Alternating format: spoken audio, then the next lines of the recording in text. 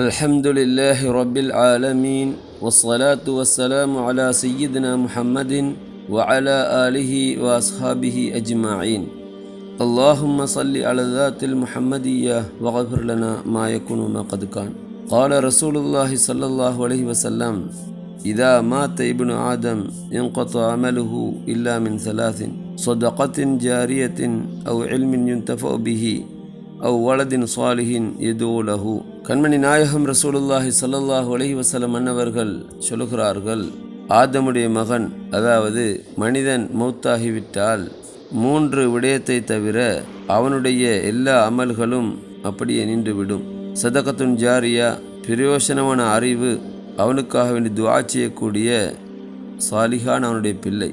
இந்த 3 பிரயோசனங்களும் மௌத்துக்கு பின்னால் வந்து கொண்டிருக்கும். ஏனைய அமல்கள் எல்லாம் அப்படியே நின்றுவிடும். பிள்ளைகளை பெற்று சாலிகான பிள்ளைகளாக வளர்த்து வைத்தால் நிச்சயமாக அவர்கள், அந்த பிள்ளைகள் பெற்றோருடைய வஃபாத்துக்கு பின்னாலும் பெற்றோர்களுக்காக வேண்டி துஆ செய்வார்கள். அந்த துஆவுடைய பிரயோசனத்தை பெற்றோர்கள் நிச்சயமாக அடைவார்கள். எனவே பெற்றோர்களுடைய வஃபாத்துக்கு பின்னால் அவர்களுக்கு துஆ செய்யக்கூடியவர்களாக பிள்ளைகள் இருக்க வேண்டும்.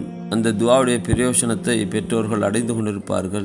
அல்லாஹு சுப்ஹானஹு வ தஆலாவும் புனிதமான குர்ஆனிலே பெற்றோர்களுக்காக வேண்டி செய்யக்கூடிய ஒரு துஆவை நமக்கு கற்றுத்தந்திருக்கிறான். ரப்பிர்ஹம்ஹுமா கமா ரப்பயானி ஸகீரா.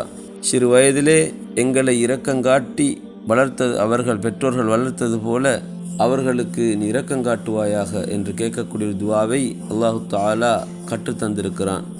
அந்த துஆவையும் நாம் அடிக்கடி ஓதிக்கொள்ள வேண்டும்.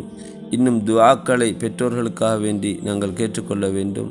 இப்படியாக அந்த பெற்றோர்களுக்கு அவர்களுடைய வஃபாத்துக்கு பின்னால், அவர்களுடைய மௌத்துக்கு பின்னால் அவர்களுக்கு பிரயோசனம் தரக்கூடிய இந்த துஆவை நாங்கள் கேட்பதுடன், குர்ஆனை ஓதி அவர்களுக்கு ஹதியா செய்வது, சூரா யாசீனை ஓதி ஹதியா செய்வது, ஃபாத்தியாக்களை ஓதி ஹதியா செய்வது, அதே போன்று தான தர்மங்களை செய்து அவர்களுக்கு ஹதியா செய்வது, நற்கர்மங்களை செய்து அவர்களுக்கு ஹதியா செய்வது, இப்படியான பயனுள்ள விஷயங்களை செய்து அதனுடைய நன்மைகளை எல்லாம் அவர்களுக்கு நாம் சேர்த்து வைக்க வேண்டும்.